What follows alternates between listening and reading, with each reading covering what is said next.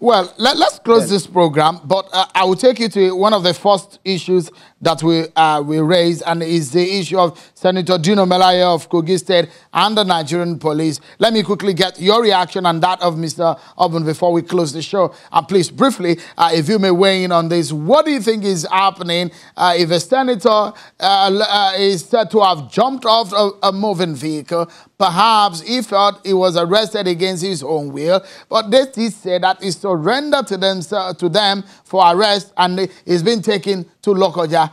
In what dimension do you think this is turning into? Let me say this. All right. Let me say this. Dino Melaye has been known to be a theatrical actor on the stage of the Nigerian political scene. And so this particular incident is only a heightening. He's cutting martyrdom.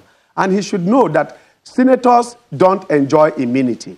So his pronouncements on the floor of the House, while they enjoy parliamentary privileges and authority, cannot avail him on the streets. So if I'm hearing that he jumped out of a vehicle, I won't be surprised. Don't forget that as a House of Rep member, his clothes were torn on the floor of the House with a dagger on this same kind of actions. So if you are in a vehicle with the police, where else would you be safer than there, than to have Nigerians have your sympathy and end up in the hospital in the way you do?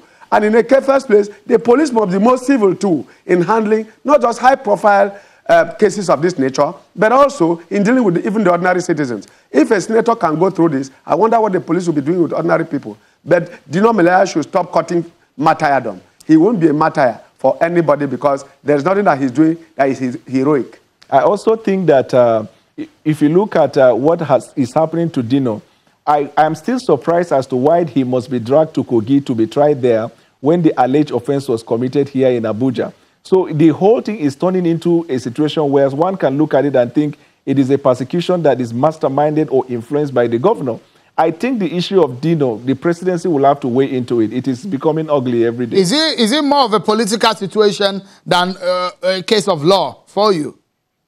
It is. It is obviously political. It has a larger chunk of politics in it because in one breath they will say they declared him wanted. In another breath, they are the ones protecting him somewhere. In one breath, they will say he has been arrested. In one breath, they say they release him. It is just political and can be deemed as persecution. I differ on that. You say, okay, you say you differ. In 20 seconds, if you may submit on that.